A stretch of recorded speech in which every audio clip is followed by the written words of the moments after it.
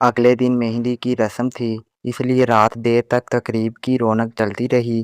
کچھ دیر بعد جب سب مہمان بری طرح تھک گئے تو جلدی سو گئے۔ اس بار عدیل لاؤنج میں بالکل میرے ساتھ والے بستر پر سو رہا تھا۔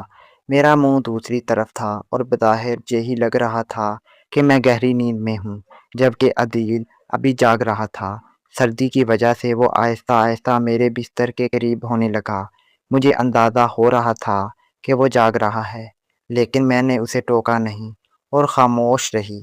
عدیل کو اس بات پر بڑی حیرانی ہو رہی تھی کہ میں نے اسے پیچھے ہٹنے کو کیوں نہیں کہا۔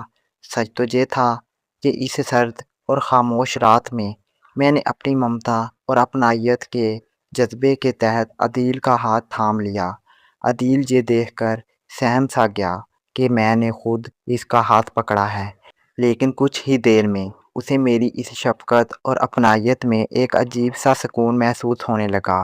رات کے اس پہر سب گہری نیند سو رہے تھے، اس لیے کسی کو کچھ پتہ نہ چلا، لیکن عدیل اب میرے دل میں چھپی تنہائی اور دکھ کو سمجھنے لگا تھا۔ کچھ دیر بعد مجھے نیند آ گئی اور عدیل نے دل میں ارادہ کر لیا کہ وہ اگلے دن مجھ سے اس بارے میں بات ضرور کرے گا۔ خیر، اگلی صبح میری بھانجی کی رخصتی ہو گئی اور شادی کے بعد سبھی مہمان اپنے اپنے گھروں کو لوٹنے لگے۔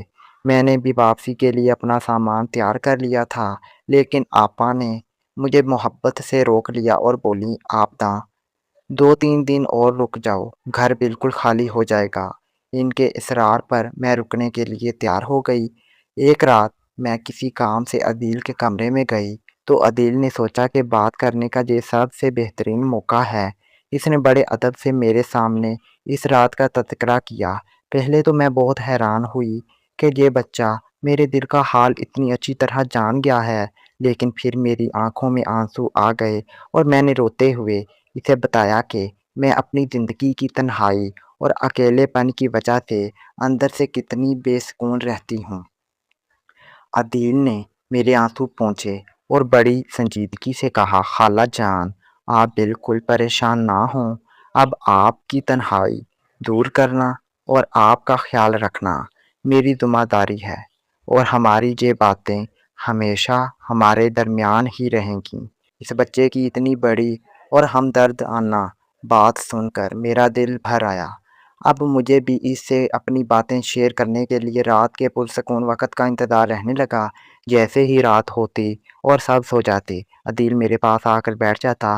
ہم گھنٹوں دل کی باتیں کرتے، وہ مجھے لطیفے سناتا اور میرا دل بہلاتا۔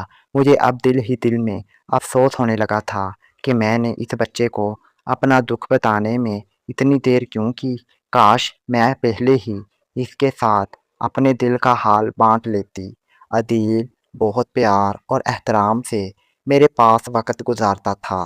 جب میرا دل بالکل ہلکا اور پرسکون ہو جاتا تو عدیل آرام سے اپنے کمرے میں واپس چلا جاتا۔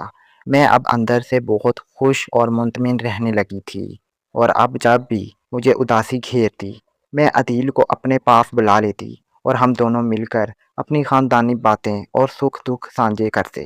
کچھ دنوں کے بعد ہی میرے پیارے بھانجے عدیل کا رشتہ بھی طے ہو گیا اور اس کی پڑھائی بھی مکمل ہو گئی۔ یہ سن کر میں دل میں تھوڑی اداس ہو گئی کہ اب عدیل کی اپنی شادی ہو جائے گی تو وہ اپنی بیوی اور اپنی نئی زندگی میں مصروف ہو جائے گا، اور مجھ جیسی اکیلی خالہ کی باتیں سننے والا کوئی نہیں رہے گا۔ لیکن عدیل نے اپنے دل میں کچھ اور ہی پکا فیصلہ کر رکھا تھا۔ اس نے مجھ سے کہا کہ وہ مجھے اب مزید اکیلا نہیں رہنے دے گا اور میرے لیے کوئی بہت اچھا رشتہ تلاش کرے گا۔ اللہ کا کرنا ایسا ہوا کہ کچھ ہی دنوں میں عدیل کی محنت سے میرے لیے ایک بہت ہی نیک اور شریف انسان کا رشتہ مل گیا، اور گھر والوں نے فیصلہ کیا کہ ہم دونوں کی شادیاں ایک ساتھ ہی ایک ہی دن دھوم دھام سے کی جائیں۔ میں اب اپنی زندگی کا نیا سفر شروع ہونے پر بہت زیادہ خوش تھی، لیکن عدیل چاہتا تھا کہ شادیاں ہونے کے بعد بھی ہمارے درمیان جو دکھ سکھ بانٹنے کا اور ایک دوسرے کا خیال رکھنے کا رشتہ ہے وہ ہمیشہ قائم رہے۔ اس نے مجھ سے اس بارے میں بات بھی کر لی تھی۔ میرے شوہر بہت ہی سادہ اور اچھے مزاج کے انسان تھے۔ وہ مجھے اکثر آپا کے گھر آنے جانے کی اجازت دے دیتے تھے۔ عدیل کی بیوی ایک پرائیویٹ کمپنی میں جاب کرتی تھی، اور وہ دن کے وقت ڈیوٹی پر چلی جاتی تھی۔ بس یہی وہ وقت ہوتا تھا جب میں اپنے میکے آتی، ہم سب مل کر بیٹھتے اور پرانی یادوں کو تازہ کر کے خوب ہنستے مسکراتے۔ کچھ مہینوں بعد جب میرے شوہر کا تبادلہ دوسرے شہر ہو گیا تو عدیل خود بھی وقت نکال کر میرے گھر میری خیریت معلوم کرنے اور میرا ہاتھ پٹانے کے لیے چکر لگا لیا کرتا تھا۔ ایک دن میں نے فون پر عدیل کو بتایا کہ ان کے خالو کی طبیعت کافی خراب رہتی ہے اور وہ بیمار ہیں۔ یہ سن کر عدیل کو بہت افسوس ہوا کہ میری قسمت میں اتنی مشکل سے شادی کا سکھ آیا تھا، لیکن ابھی بھی مجھے وہ مکمل سکون حاصل نہیں ہو پا رہا تھا جس کی میں حقدار تھی۔ میں کبھی کبھار عدیل کو اس کی مصروفیات کی وجہ سے آنے سے منع بھی کرتی تھی، لیکن وہ اکثر میرے پاس آ کر بیٹھتا تھا تاکہ مجھے شوہر کی بیماری کے دوران اکیلے پن یا کسی قسم کی پریشانی کا احساس نہ ہو۔ البتہ جس دن میرے شوہر ہسپتال یا اپنی ڈیوٹی سے واپس گھر پر ہوتے، عدیل اس دن ہمارے گھر بالکل نہیں آتا تھا تاکہ ہماری نجی زندگی میں کوئی خلل نہ پڑے۔ کچھ وقت گزرنے کے بعد عدیل کی بیوی نے یہ نوٹ کرنا شروع کر دیا تھا کہ عدیل اب زیادہ تر وقت گھر سے باہر میری مدد کرنے اور میری دیکھ بھال میں گزارتا ہے اور اس وقت اتنی توجہ نہیں دے پا رہا جس کی وجہ سے ان کے گھر میں تھوڑی ناراضگی ہونے لگی۔ تب عدیل نے سمجھداری کا مظاہرہ کرتے ہوئے ارادہ کر لیا کہ اب اسے ان چکروں کو تھوڑا کم کرنا چاہیے اور اپنی ازدواجی زندگی پر زیادہ توجہ دینی چاہیے۔